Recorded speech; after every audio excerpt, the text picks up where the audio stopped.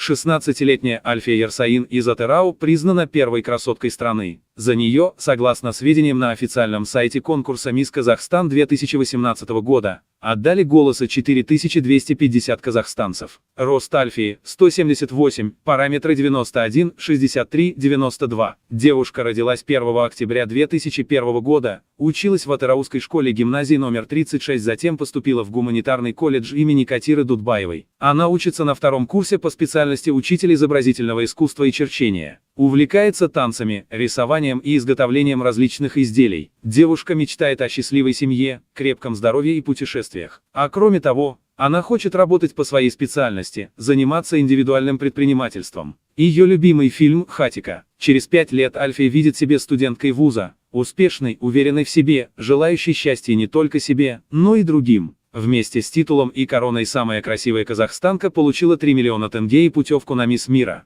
Также красотке подарили безлимитную карту в фитнес-зал, бальное платье и дизайнерский костюм.